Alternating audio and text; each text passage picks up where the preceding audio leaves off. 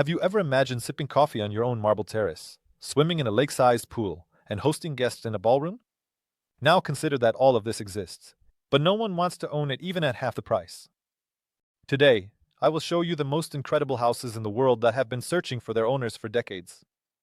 Make yourself comfortable. Let's begin. Villa Maggio.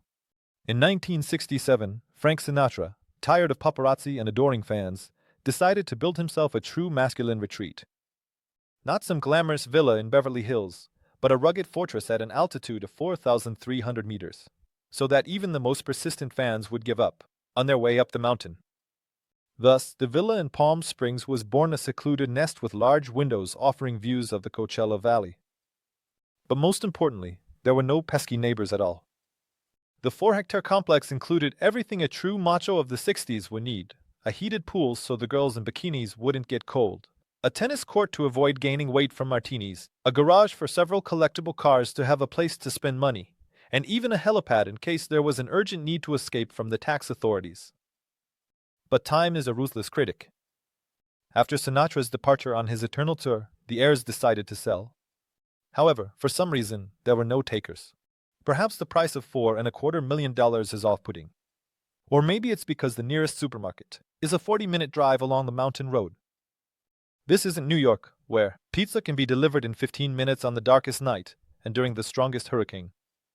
And so the former Star Citadel rests, gradually turning into the most expensive abandoned property in California. Locals joke that it's the perfect home for a millionaire hermit. As quiet as a tomb, 0 neighbors, and even a helipad just in case. In the meantime, as potential buyers ponder, the mansion peacefully gathers dust and nostalgia for the times when martinis flowed, jazz played, and the fates of show business were decided here. If you happen to have an extra $4 million and a longing for retro glamour, you know the address. However, keep in mind, the pool is no longer heated, the cork is cracked, and of the collectible cars, only a rusty trash bin remains at the entrance. But the spirit of Sinatra is free. The neoclassical mansion, Linwood Hall. At the dawn of the 20th century, when modest millionaires were content with mansions of 2 to 3 dozen rooms, railroad tycoon Peter Widener envisioned something grandiose. In 1900, Linwood Hall emerged, a palace where the number of rooms exceeded 100, and the closets could accommodate a modern 3-room apartment. Contemporaries immediately dubbed it the American Versailles, although the French monarchs would surely have turned in their graves. It featured its own art gallery, ballrooms, and even an indoor swimming pool at a time when most Americans bathed in tin tubs. The magnate who invested in the construction of the Titanic lost his son and grandson on that liner. After the tragedy, and then the death of Widener himself in 1915, the mansion seemed to be overshadowed by a curse. The heirs were not inclined to maintain the family estate, especially when it was revealed that restoration would cost at least $50 million. An annual upkeep would consume between $3 to $7 million. More than a century has passed, and Linwood Hall continues its slow transformation into Philadelphia's most luxurious ruin. 30,000 square meters of former grandeur, where instead of Strauss waltzes, the creak of rotting floorboards is heard, and instead of social gatherings, the rustle of crumbling plaster. In fact, it's just the perfect setting for a horror movie. The mansion has been put up for sale multiple times, but no buyers have been found. Who would want to invest in repairs with a cost comparable to the budget of a small country? Even the boldest investors, upon seeing the estimated heating bills, try heating 110 rooms, preferred to stay away. In recent years, the palace continues to slowly deteriorate, becoming a vivid example of how time is relentless even to the most majestic creations. Today, Linwood Hall is an architectural mausoleum of the golden age of American capitalism. It could have become a stunning museum. Imagine the plaques. No one has slept in this bedroom since 1912. Or, presidents danced on this parquet floor. But for now, its only visitors are urban legends, urban photographers, and the occasional tourists who come to see what a real neoclassical ghost palace looks like. If you happen to have $50 million and an irresistible desire to own majestic ruins, Linwood Hall awaits its new patron. Just make sure to bring along a team of restorers, architectural historians, and maybe a couple of exorcists. Just in case. The ancient Swate Tower. At the end of the 19th century, when all respectable Englishmen were building cozy cottages with fireplaces, an eccentric gentleman named Andrew Thomas Turton Peterson conceived something entirely different. Thus, in the quiet town of Sway, a tower emerged, which still holds the title of the tallest structure in the world, 66 meters of pure architectural madness, conceived as a mystical symbol with eternally burning lights at the top. The local authorities, however, quickly dampened the dreamers' enthusiasm. It turned out that the constantly burning lights could confuse sailors, who might mistake the mansion for a lighthouse. So Peterson had to settle for the role of the owner of the strangest residential tower in Hampshire County. For many years, this unusual structure served as a home, offering its residents dizzying views from the upper floors. However, the pleasure came at the cost of a daily climb up 330 steps. An exercise that eventually exhausted Peterson's hair so much that he preferred to move to a regular house. Since then, the tower has been waiting for a new owner, and it's on sale for $2.5 million. Buyers, however, are not in a hurry to line up. Perhaps they are intimidated by the venerable age of the structure or its experimental design. Although the tower itself has already proven its durability, having withstood several lightning strikes without significant consequences. If you've always dreamed of living in the tallest concrete monolith without an elevator, now you have a chance. The main thing is, don't forget to train your calf muscles before buying. Bubbles. In 1975. When all normal people were building regular houses with corners and walls, French entrepreneur Pierre Bernard decided that he absolutely needed to live in a giant soap bubble. Thus, among the red rocks of Estoril, the Palace of Bubbles appeared, an architectural masterpiece that looks as if it was designed by aliens after a wild party. 10 round rooms, connected by corridor tunnels, created the feeling that you were either inside a giant kaleidoscope or in a futuristic aquarium for people. After Bernard's death, this cosmic bubble caught the eye of Pierre Cardin himself. Apparently, the couturier thought, if I dress people in spacesuits and saucer hats, why not live in a house that looks like their home planet? The master of fashion turned the villa into a mix of a museum, art space, and venue for the wildest parties on the French Riviera. An area of 1,300 square meters allowed for up to 500 guests.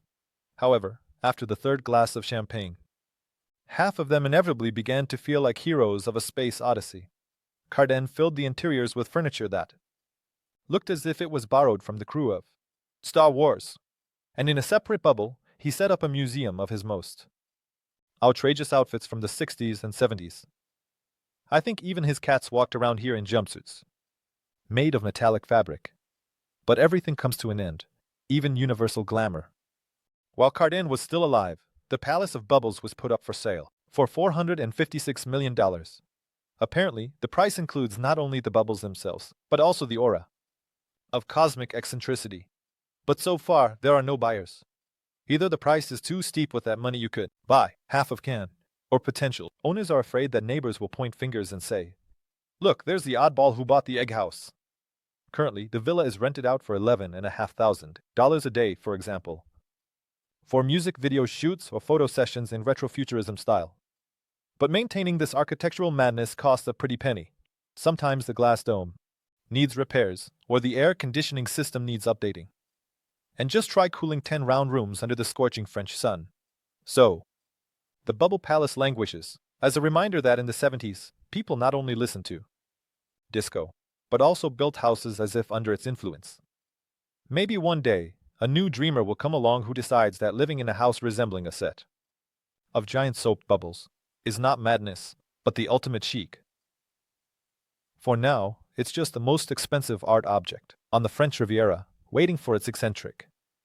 If you happen to have an extra $500 million and a desire to wake up every morning with the feeling that you are the hero of a sci-fi movie, the Bubble Palace is at your service.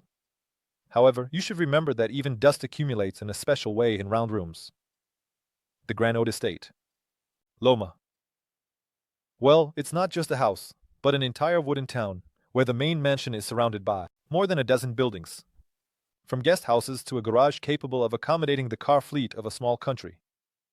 167 hectares of land, a kilometer of private shoreline with a dock, an outdoor swimming pool, and a fruit orchard that could feed an entire village. Inside, there are 2,400 square meters of space, where you could easily get lost without a map and compass. It seemed like the dream of any oligarch, but it suddenly turned out that maintaining such a kingdom is not for the faint-hearted. The taxes bite like a hungry bear. Maintaining the grounds requires an army of gardeners, and heating this log colossus in winter costs more than maintaining a small town. The owners, in desperation, have reduced the price by more than half. Now they are asking for just $19.5 million. The estate has become an internet star and is breaking records for views on real estate websites. But for some reason, buyers prefer to just look at the photos, rather than shelling out millions.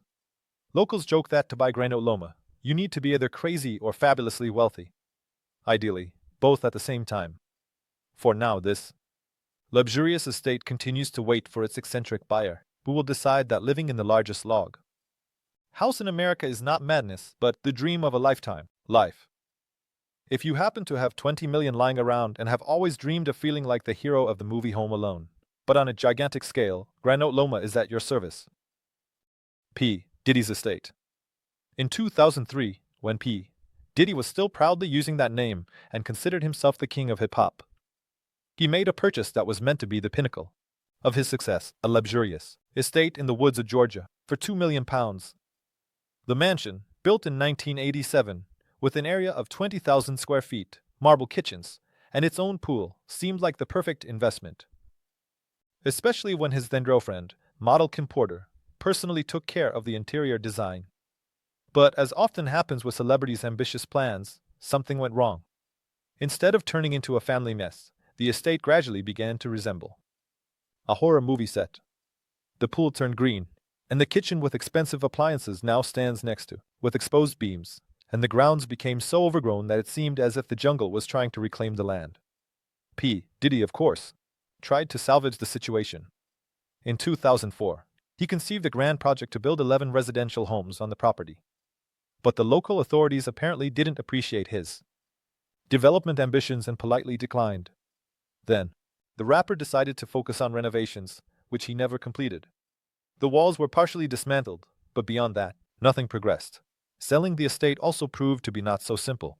According to some reports, he got rid of it as early as 2007 for £9.5 million, while others say it was in 2012 at an auction. As it may be, the mansion is now abandoned with boarded up windows, as if hiding from prying eyes. Speaking of prying eyes, considering the recent accusations against P. Diddy, yes, the very ones that are keeping him too busy for real estate, one might joke that perhaps this estate isn't the only thing he's had to distance himself from. But jokes aside, the fact remains that the once luxurious villa is now waiting for a new owner who can restore its former glory. They say that restoration is still possible. Perhaps there will be a brave soul ready to breathe new life into this mansion with a complicated history. In the meantime, it's the perfect place for those who dream of a property with character and are willing to put up with the fact that, along with marble countertops, it comes with overgrown areas, partially dismantled walls, and a legendary past. And the new owner would do well not to forget to ask Mr. Diddy if he left any other surprises here. So, we've explored the most impressive abandoned places in the world, from concrete towers to log palaces. And each of these stories has one simple but important lesson. Dreaming of a luxurious mansion is one thing, but maintaining it is quite another. Suppose you've been saving up half your life and finally bought that dream house with 100 rooms, a pool, and an ocean view. And then it turns out that heating such a palace costs as much as a top manager's salary. Cleaning takes more time than your workday. And essentially, you only use the kitchen, bedroom, and bathroom. So, it turns out that many of these houses become golden cages, beautiful, but completely impractical. At some point, their owners realize they bought not a home, but a constant headache. So before you start eyeing huge estates, you need to ask yourself an honest question. Do I really need that much space, and am I ready to spend the time, money, and nerves? As my top list shows, sometimes a cozy home that fits your size is better than luxurious ruins, which are just waiting to be featured in the next episode about abandoned properties. Give a like if you agree, and write in the comments which of these homes you would still dare to buy. Be honest, and we'll say goodbye until the next video, where we'll continue to tell you about the most interesting homes and buildings from around the world.